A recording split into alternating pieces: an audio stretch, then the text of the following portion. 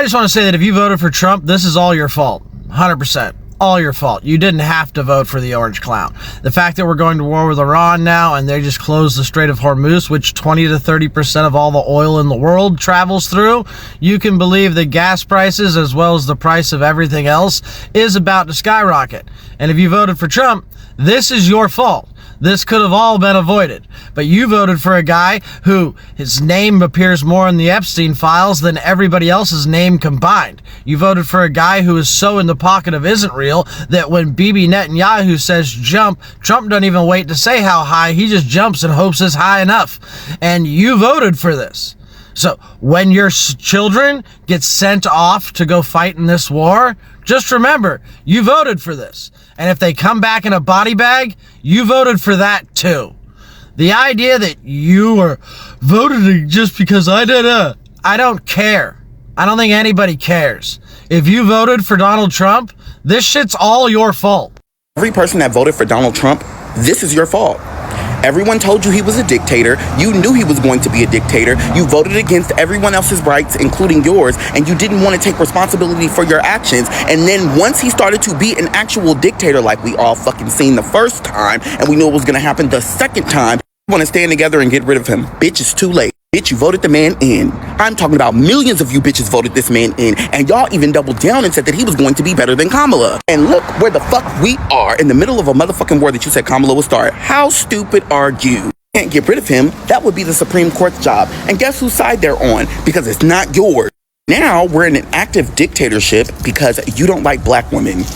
Imagine that. Imagine that we're going to be able to tell our ancestors and write them stories about how Donald Trump became the president that tore down the United States of America because half of America doesn't like black women. And they're racist. And they smell like dirty.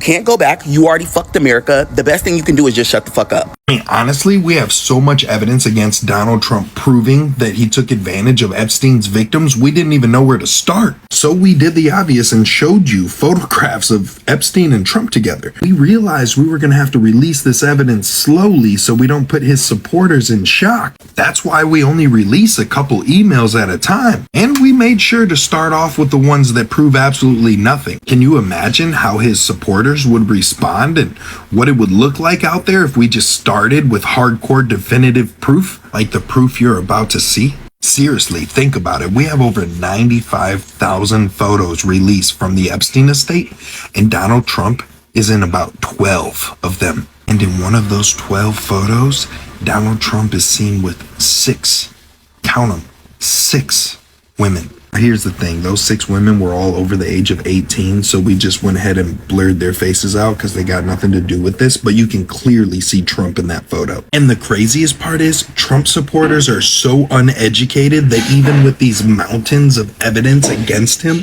they still think he's innocent. I mean, how much more proof do you Trump supporters need? Do you need an actual photo of him with a minor? What do you need, like video footage or something? What are you really waiting for? A victim to pop out and say that he did something to them? Come on now, I know you're not that stupid. We've showed you pictures of him with another grown man. We've showed you pictures of him with 6 grown women. We've showed you emails where we blacked out the names of people that loved him. You know what I mean? What else do you need? Literally, many people are saying no one thing. We should stop fighting. We should come together. We should forgive each other. That sounds good, but I think there is one important question. Can people move forward without first learning from the past?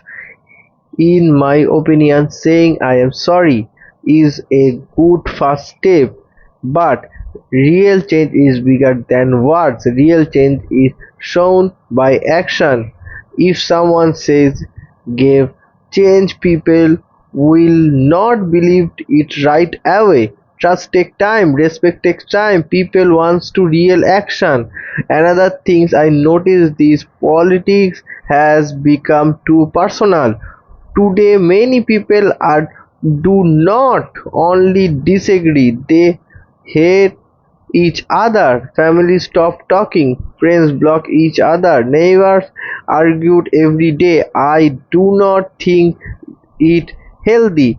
A country becomes stronger when people can talk even when they disagree. We do not have to think the same, but we should respect each other. I also believe every voter should ask questions. Do not believe every speech. Do not believe every social media video. Do not follow a leader because other people do. Read, learn, think, then make your own decision. That is what a smart voter does. At the end of the day, people care about simple things. They want wood, good jobs, they want lower prices, they want safe shelters, they want a better future for their children. Those things are more important than political fights. So maybe the real question is not who was right, maybe the real question is what can you today to make tomorrow better, because the past cannot be changed but the future can. That is my opinion. Now want to hear from you. Do you think people deserve the second chance, or do you think they must first learn trust? Tell me your opinion in the comment. Let's continue. If you voted for Trump, don't talk to me, don't look at me, don't come near me, don't come near my friends. If you're confused on why people are so angry and heartbroken and grieving, then you probably have no idea what's going on. First of all, because everything is going to be ruled by the Republicans now and they have a conservative court. We're looking at the ACA being repealed. That's the Affordable Care Act. Thanks, Obama. So for people like me who are on the Affordable Care Act, because they can't work a full-time job, they're not going to be able to afford or have access to health insurance. Okay. The only way that I can get health insurance is through the ACA. My plan as it is without the subsidy, $400. I pay about $50 for that right now. Because I'm self-employed, I will have no insurance when that is repealed. My medication costs $20,000 per dose. I currently get that through the drug company through a special little thing that only is available if you have health insurance. So please understand that people like me, people in my communities, are going to die. And that's what you have voted for. So, in a few years, when all these policies start going into effect, if you never see me and my family again, it's because we had to fucking move. And it's your fault. Now, hear me out when I say this, but Donald Trump is the necessary evil that this country needed. The people that voted for him were going to continually look for him. They were always going to look for their white tea savior. Because in their mind, there has always been an unjust to them. So they always needed someone to correct it or to save them. Now, this is in no way to say that he's going to fix anything, because he's not, and most of us won't benefit from it at all, other than maybe help fix the plague of racism that has been over this country for centuries. Within the last couple of months, we've been able to see other countries prosper without the concern of racism. We've been able to see that we're indeed the brokies in the third world country with Gucci belts on. But I don't know. I mean, we got 2 years before we find out, has anybody learned anything? So there's that. Hello everyone and welcome back. Today we are talking about the topic that is creating a lot of debate online. Some people who voted for Donald Trump are now saying they made a mistake. They are asking for unity. They are asking for forgiveness. They say America should stop fighting and came together. But many people are asking one simple question: can forgiveness, can for responsibility? Let's talk about it. A few videos have gone viral recently. In this video, former Trump supporters say they are sorry. Some say they believe life would become more affordable. Some thought their economy would improve. Others believe that promise they heard during the campaign. Now they say things are not what they expected. Some even say they no longer want to support either political party because they feel both sides have failed them. That is a big change. But the internet has not responded with kindness. Many people replied by saying, "You had many changes and understand what you are voting for." Others said being sorry now does not erase the damage. This is where its conversation becomes difficult. Everyone makes mistakes. People can change their mind. That is part of democracy. But when political decisions affect millions of people, trust is much harder than rebuilt.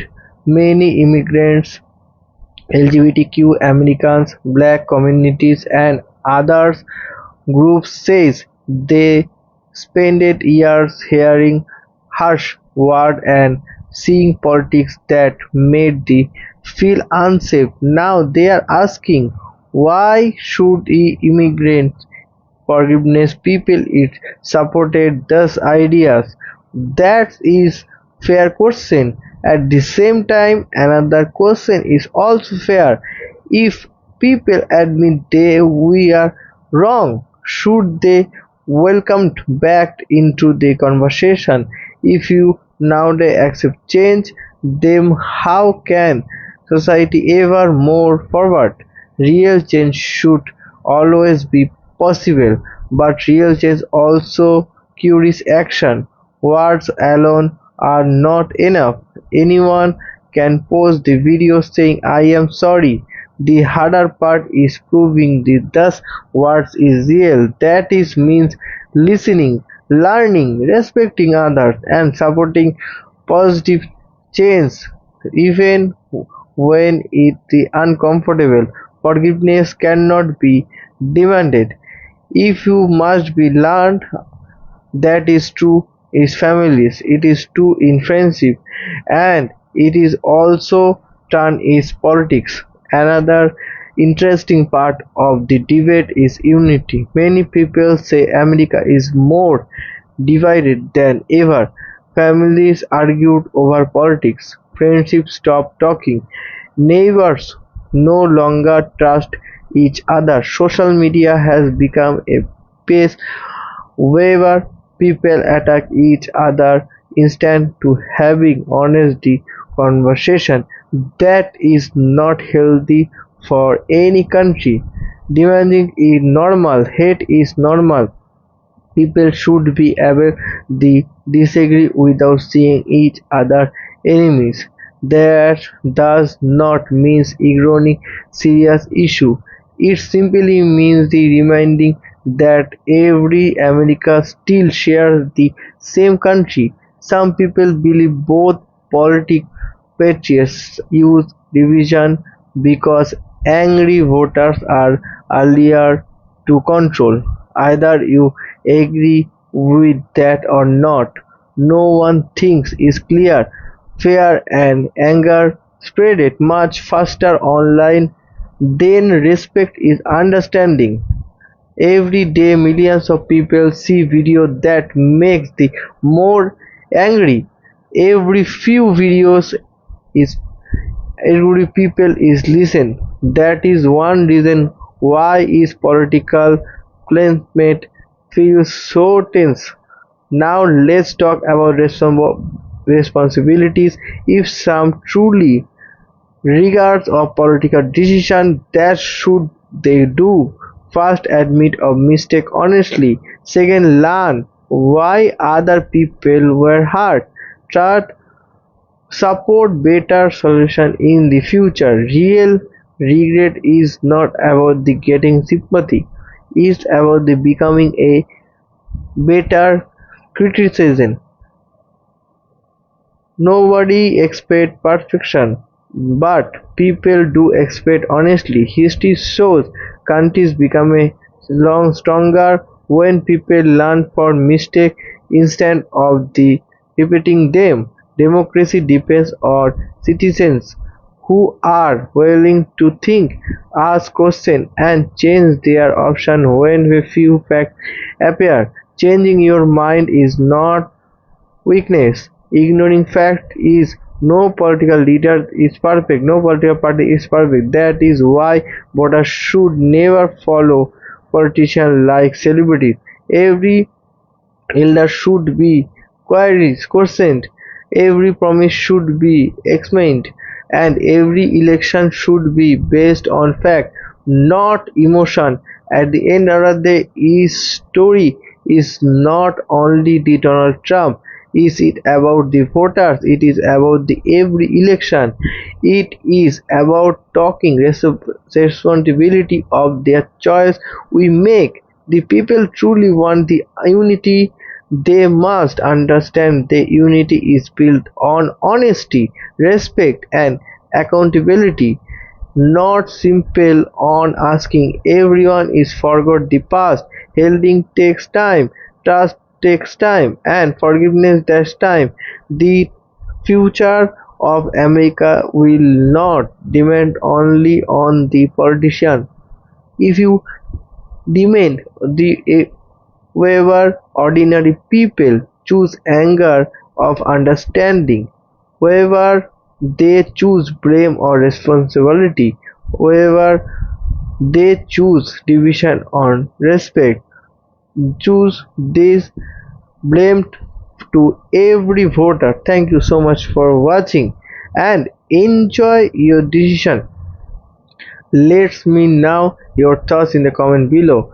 Please remember to say respectful even you disagree. Do not forget to like or the video, subscribe to the channel. If you see the next video, take care, bye bye.